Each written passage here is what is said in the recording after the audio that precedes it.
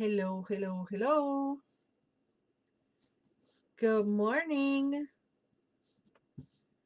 Good morning, good morning, good morning. It's an early morning. It's an early morning because my dog has a vet appointment, and because we're taking Una to the vet, I decided. Hi, Euphoria. Hi, Alan Salmi. Oh my goodness, Alan. It's been like a lifetime since I've seen you. Welcome to the coffee break. And Euphoria, of course, I just saw you yesterday. So, hi, honey. I saw Euphoria and some other folks at Pagan Pride yesterday. Um, it was wet. It was very wet. Very, very, very wet. But it was so much fun to connect with new friends. And, oh, Alan. Alan says they moved to the Upper Peninsula in Michigan. Where in the globe? I'm assuming around here? Or no, the peninsula. So maybe on the thumb? I don't know. I don't know. Welcome, everybody. I'm doing a super early coffee break today because, like I said earlier, my dog has a vet appointment and we haven't done a coffee break regularly. I was sick, I was traveling, blah, blah. Even though I sound like this because I just woke up, I'm much, much better. Thank you for all of you who've been sending healing vibes and good thoughts and all of that. And with the wetness of yesterday, guess what? Officially, the coffee break has coffee. The real chismosas of Chicago.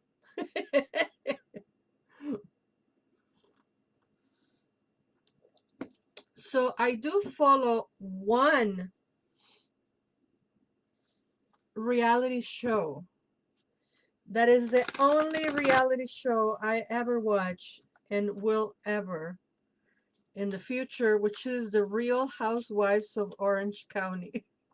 Don't judge me. Um, it was the very original reality show. We all know it's not real. We all know all of those things are scripted. Um, but you know how I realized, how I learned that reality shows are scripted? When I saw my brother on one of them. My brother suddenly was in a reality show in Mexico, and I'm like, what? And they make the whole script for him that he had a family and a daughter, and of course not. Anyway, you're here for tarot, not for reality shows. But because I like the Orange County, I got my Real Chismosas of Chicago cup. And if you don't know what chismosas is, it literally is gossipers, you know, gossipy people. Anyway, I think I shuffled enough times. Let's see what the tarot has for us for this week. May the divine let us see what needs to be discovered for this week. Is it officially the last week of September? September 30th is a Monday, so technically it's not the last, let's say the last full week of September. And we have two cards that are reversed. It's not good, it's not bad, it's just is the way the messages come in. So we have the Lover reverse, the Lovers reverse, and the Six of Swords reverse. So the first one, that is the Six of Swords, is telling us that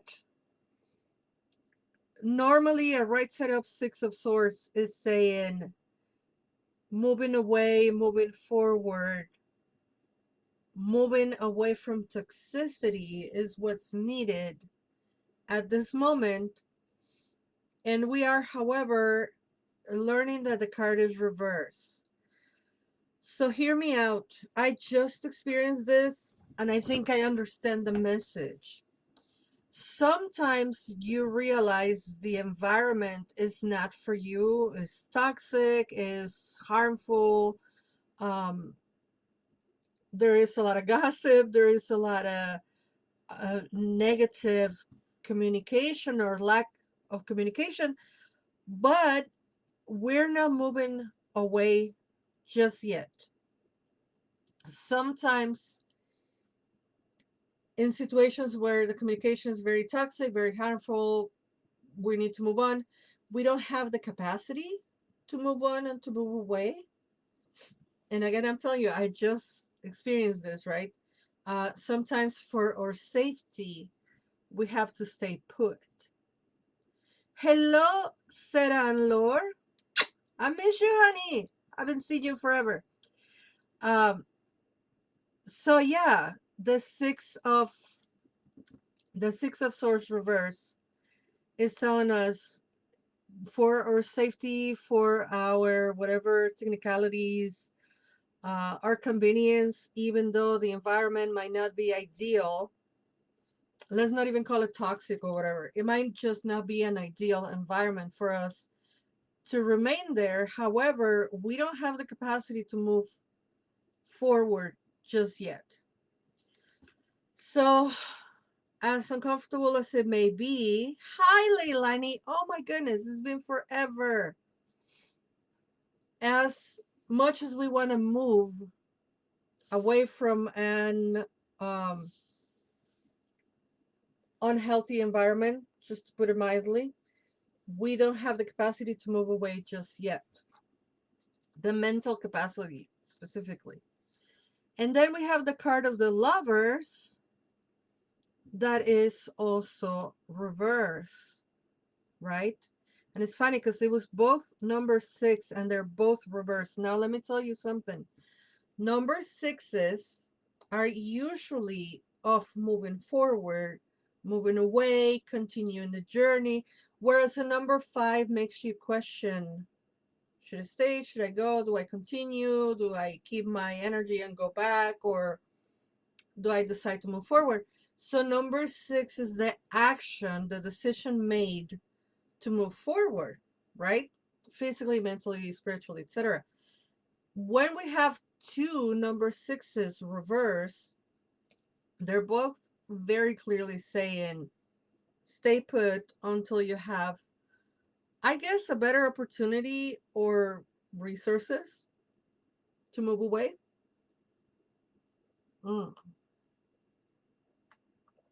So the lovers is telling us, yes, those relationships, not necessarily just romantic relationships, all our relationships, some of them might need to be coming to an end, right? And we are being told, yeah, these things might need to come to an end, but we cannot move away just yet. Oh, I'm so sorry, Richard. Richard says I wasted so much time in toxic situation by staying put longer than I should have. I know, and I know it feels counterintuitive to stay put and to not move forward. But in this particular case, this particular week of September 23rd of 2024, the message is stay put. For how long? I don't know. Let's see what comes out on Friday. Let's see. Oh, Friday, we're not going to meet each other. Uh, Hopefully Monday we have another reading and see what comes up. And if not, um, it's not forever. It's just telling us don't make the decision today. It's not telling us don't make the decision or don't move forward. It's just saying today particularly is not a good day. That was Ciro Marchetti Tarot, by the way. I can't remember which one because I took it out of the box. And I have two oracle cards for us. And my tablecloth is not here, so they're going to make a lot of noise when I shuffle them. And that is okay. So I hope everybody had a good weekend. And I gotta let you know, Friday we might not have a video. Let me correct. Friday we will not have a video because I will be at Mindful Baking Cafe. I will be reading the tarot at Mindful Baking Cafe from 12 to 5. Now, remember when we say 12 to 5 at Mindful Baking, um, I take the last reading at 4 because then I have to clear up and I have to exit at 5 because they close at 5. So, oh, Leilani, I hope you're doing good. Leilani says I have my knee replaced and I've been out of my norm. That makes sense why we haven't seen you in a long, long time. And I hope you are recovering and feeling much better. And now that you have a bionic knee, you're going to be unstoppable, my friend. I am glad to see you and to know that you're doing well. Anyway, Mindful Baking on Friday from noon to 5. And as I was saying, the last reading enters at 4-ish. So I can then be ready to leave when they close at 5. Let's see what the Gospel of Aradia has for us today. And again, may the divine let us see the message that we need to see today. And we have ecstasy. Ecstasy? Ecstasy. Look at her. She's so happy. Ecstasy. It's so funny because it looks to me like she's only wearing a bra. No, she's wearing a whole dress, but it's kind of funny. Ecstasy. What is the message for ecstasy? Let's find out. The Gospel of Aradia. Ecstasy. I need my glasses. I need my glasses, which are very dirty, by the way. I can see thumbprints on my glasses. Okay, let go. Allow the wildness back into your life. The ability to freely embrace our pleasures is part of being human. Travel deeper through joy into profound mindfulness. Ecstasy helps us connect with the divine. Dance in your rights, unrubbed and free. Starlight upon you, naked flesh. Come swirl with me. Solemn should not your movements be. Healing should be your release. Laughter be your music. Ecstasy will never cease. Hello, Max, and hello, Louis. So, ecstasy. Let go. Allow the wildness back into your life. The ability to freely embrace our pleasures is part of being human. Travel deeper through joy into profound mindfulness. Ecstasy helps us connect with the divine. Dance in your rights, unrobed and free. Starlight upon your naked flesh. Come swirl with me. Solemn should not your movements be. Healing should be your release. Laughter be your music.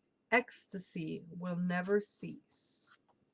So that is the message from the Gospel of Aradia. And I was telling you, Mindful Baking Cafe on Friday and on Sunday. And this is the last week to buy tickets. On Sunday, we have the Chalchiuhtlicue workshop. Chalchiuhtlicue or Sacred Waters. Who is Chalchiuhtlicue? One of the goddesses of the Aztec pantheon, as people will know and understand it. But she is the anthropomorphized energy of natural forces of fresh water. And as such, she is embodied as a persona, personality that we call goddess, right? But it's more of a natural force. And it's all about the waters, and being about fresh water is all about our emotions. So the workshop is going to be about the myth and our emotions and the connection with ancestors and the blessing of the fresh waters.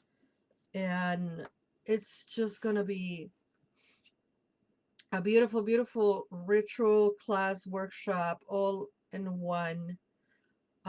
If you will, a retreat. My manager, my business manager, calls them retreats. I guess I have to get used to start calling them that, because it's not just the workshop. It is it is all combined, and you will need to come and see it so you know what it is and how will you define it.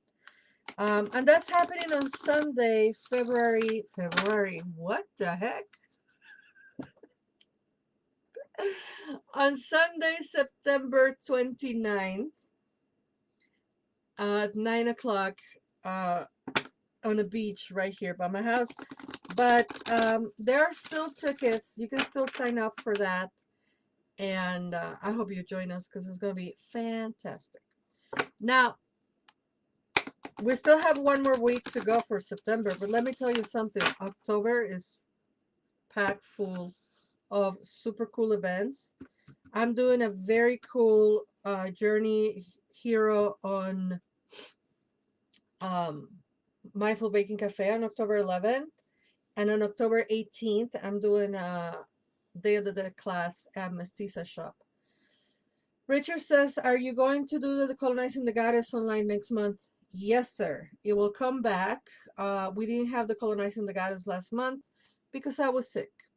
And for the first time ever in my life, because now I have a business manager that supports me, I was able to postpone the class because I was sick and I decided not to come and teach with COVID. See, these are the things that I wouldn't do. Normally, I would have just, oh, hey, welcome to the class. I'm very sick, but let's do it. And my business manager was like, yeah, maybe not. So thank God it's for Andrea and thank God it's for Sunny, because they are an amazing part of this team that the team will not be going if it wasn't for Sunny and Andrea. And that is the truth. So yeah, there will be a Decolonizing the Goddess for October. We're going to be talking about La Solteo, and that is a very important goddess for the season. And just so you know, October is going to be Tlasolteot. November, we're going to have a Tlasolteot workshop or retreat. I don't know. I need to ask Andrea, what are we calling them? But I think we're calling them retreats now. And it's going to be about La Solteo. So for my folks that follow online, the class will be on October. And for my folks that follow here in person in Chicago, the retreat workshop, whatever we call it, will be on November. And that is really rad. Okay, our last card for today. Thank you for asking, Richard. I would have forgot to say that. I guess is the first one. Ooh, vampire. The vampire.